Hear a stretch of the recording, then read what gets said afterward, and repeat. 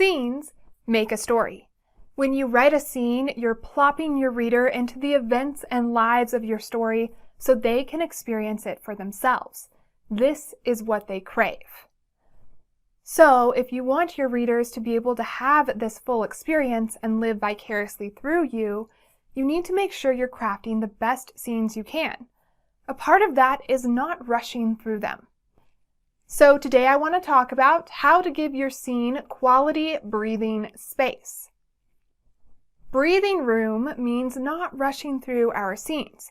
It means giving them the time, space, and words they need to fully immerse a reader in the reading experience. Sometimes we create this breathing room in revision. So if you hang on until the end of this video, I will tell you how you can get a free revision checklist to help you give your scenes breathing room. This is Ignited Ink Writing, a channel dedicated to helping authors like you transform your writing so it lingers with your readers, because writing that lingers gets remembered and recommended to others. I'm Caitlin Burvey, editor and author. Let's start with give your scenes room to breathe. In my last few videos, I covered scene beginnings, middles, and endings. Now it's time to put all of those together and sprinkle in a few more tips to make sure you're creating the best scenes you can. We want to make sure our scenes, which are the building blocks of our stories, are strong enough to support the structure we are creating. Strong scenes start with a solid foundation. They know their purpose. They have tension and conflict. They're focused. They have endings that compel a reader to keep reading. And all sorts of other things like character development and plot and setting and dialogue. In order to fit all of this into a scene, we need to give it space. We need to spend some words on it. We need to let it breathe. So I'm going to show you what this looks like by giving you an example of a rushed scene and an example of a not rushed version of that same scene. When I do this, I do want to note that I always use my own writing as an example. I'm never going to pull another author's writing to use as a bad example because this channel is meant to be supportive and uplifting, and I'm an editor. My job is to help you fix those things so no one ever sees them. I'm not going to showcase somebody else's maybe mistakes or something they're not so proud of. So, let's jump in to the rushed scene example. When you rush through a scene, you lose the emotional and immersive components of that scene. Your reader doesn't have the time or the information they need to fully sink into what you are describing, so they can't experience it for themselves, which is the whole point in reading. What happens when an author rushes a scene is they lose a key component. They might skip over the dialogue or the setting or the character development.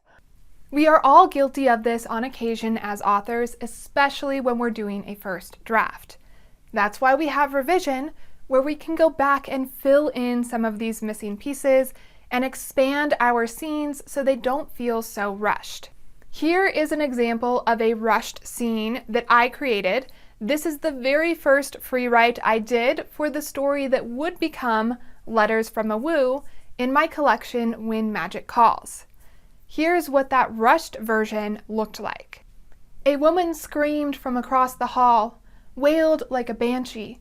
That's a noise you don't hear often in the ward where both cancer and treatment sap your energy. I watched a tech rush to the room across from my wife's. Even after all I've seen in my 90 years, I fainted at the sight of a needle and couldn't imagine helping with a birth. What is it? A weak voice called from the room. It's too early. You must name her quickly. Lee, her mother said. Her name is Lee. A couple of nurses arrived and a tiny infant was rushed across the street to the baby ward. Her mother followed soon after. I watched the child's grandmother hobble out of her room. She clawed at her neck like a necklace should have been there but wasn't, and collapsed, landing with a loud and final thud. I'd seen a couple people die in my life, but none so suddenly and finally passed into the spirit realm. There was no question that she was gone. So that's the first version of the first scene from that story. Do you see how it's rushed? There's barely any dialogue. You can't really picture the setting. If you manage to grasp that this is a hospice center, it's probably just a blank hospice center in your mind. We call that white room syndrome, when you can't really picture the setting, so you just fill it in with some sort of generic blank room in your mind. We don't want that as a reader. Also, this full scene is only 175 words. That's not enough to do all of those things that happen in good scenes that we talked about. It's just simply not enough words. So if you have found that you have scenes that are less than 200 words, you might need to reevaluate them to see if they're really fully fleshed out scenes that are doing everything that you need them to do. Most well-written scenes are more than 175 words. So what I needed to improve on this scene was to include more setting, was to better develop the character's voice, to have more dialogue, to basically just slow down, not rush through it, spend more words on it. Now I want to share with you the unrushed scene example. There is nothing wrong with writing a first draft like I did. You have to start somewhere. And this was the first time I wrote anything for this story. So if I hadn't written that first draft, this story would never have existed. But that doesn't mean that it's okay to just leave your story like that. We need to make sure the scenes are the best we can make. That means doing some revision. So this is what the published version of that scene looks like. You'll see that I did a lot of rewriting. Dearest Mr. Wong Young, babies aren't meant to remember their births, but I do. I was born in a place where the elderly go to die. It was a sterile place, but not a cold one. Thanks to the last wisp of life in Gramercia and residents like you and your wife. I need your help again, Mr. Wong. I have a decision to make by the end of this Hungry Ghost Month, one that will affect us all. Whenever I think of doing what Mama has asked, I can't breathe in the same way I couldn't breathe when I was born. On my birthday, nearly 18 years ago, I swam in Mama's womb, enjoying the sweet cadence of the ancient Chinese lullabies she sang. The subtle beeps and whirls of Gramercia's medical equipment in the hospice room acted as drum beats to her melody. I felt Mama's delicate caress press through the barrier of skin and fluid, yet even as an unborn babe, I knew I was receiving the excess love she felt for Gramercia and not affection for me. This is the first 175 words of the new version of the scene. It's the exact same length as the original version of this scene. As you can see, there's already way more information and the pace has slowed down, but the experience of the reader doesn't feel slower. It just feels not rushed. At least in my opinion, I'm the author, so you might disagree with me. Now, I didn't quite get dialogue in these first few paragraphs, but it does happen in the very next paragraph. So you're not going to be able to fit every element of a good story into the first 175 words of a scene. But what I did manage to do is I'm crafting a much stronger character voice here, and I've switched up who the main character is. I have also developed the setting in a way the reader can experience. I've described the hospice center, in particular the sounds, because that's what the character is experiencing in this scene, at least at the beginning. I have also set up a little bit of the main problem for the story by hinting that this character has a decision to make, and that's why she is telling her story, to get some help and some clarity. Do you see how expanding this scene, giving it room to breathe, has made it even better? Yes, I'm taking longer to get my point across, but I'm not using a whole bunch of extra words. I am creating a scene, a moment in time. I've built a foundation so that my readers can picture what's happening, and I'm going to get to the meat of it, the birth, here in a moment. The full scene is now about 1,500 words, or 6 pages in the printed book. So that's why I didn't share the whole thing here with all of you. I didn't think you'd want to listen for that long. But notice how I needed that many words in order to include all of the elements of a good story. I couldn't fit solid dialogue, good character voice, setting, Description, plot, and conflict in less than 200 words. I needed more space for that, and so did you. But remember, it's fine to rush in a draft. It's just a draft. That's what revision is for. Next, I want to share an editor and author's thoughts on writing strong scenes.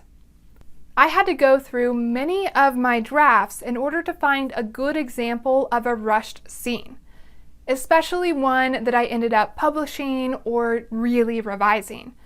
This should be a little bit of comfort to you, because what that means is I got better as an author. It means I learned to draft in a less rushed way, so my scenes already had a certain amount of breathing room. You can learn to do that as well. So while you may need to do a lot of actual rewriting in the beginning, you'll learn to draft better. That way you're doing more revision and less complete rewriting. This will save you time and shows you've become a better writer. You've grown. You've learned to include these things in your first draft. I also want to remind you that a scene should show, not tell. If you are rushing through your scenes, you might be telling the reader what's happening instead of showing them. A good, strong scene should read more like a play-by-play of the events of your story and less like a summarized report of something that has happened. When I give an author feedback as an editor that they need to expand a section, if I say something like these 3 paragraphs should be 3 pages, I often mean it literally. I'm often telling them that they have summarized a section of their story that should be a full scene, that they've rushed through it.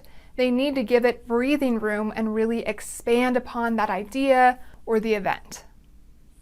So if you get feedback that you need to expand something, that it's been rushed, check to make sure that you haven't summarized what should have been a scene.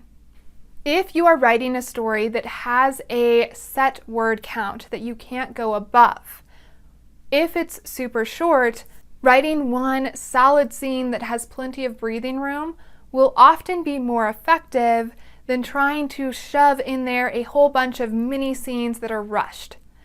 If you find yourself including a bunch of tiny scenes in order to tell your story, that means your story probably isn't meant to be under a certain word count. It needs to be expanded. The whole thing needs more breathing room. So if you have a limited word count, look for a story idea that can maybe take place in a single scene, or a handful instead of a whole bunch. What do you do to expand your scenes to make sure they have plenty of breathing room? Share your tips in the comments below. And for more videos on scenes and other aspects of writing, subscribe to Ignited Ink Writing, a channel dedicated to helping authors like you transform your writing so it lingers with your readers, because writing that lingers gets remembered and recommended to others. I'm Caitlin Burvey, editor and author. To find out more about me, go to www.ignitedinkwriting.com. That's where you will find your free revision checklist, which will help you give your scenes breathing room. And if you want to read more of Lee's story, you'll find it at caitlinburvey.com. That's my author website. It has my book, When Magic Calls. Lee's story is the first one in there, Letters from a Woo. It's available in ebook, paperback, and audiobook formats. And now it's your turn to take a look at your scenes and make sure they're not rushed. Make sure you've given them plenty of breathing room to fully immerse your readers in your story and give them that experience they want, and to ignite your ink.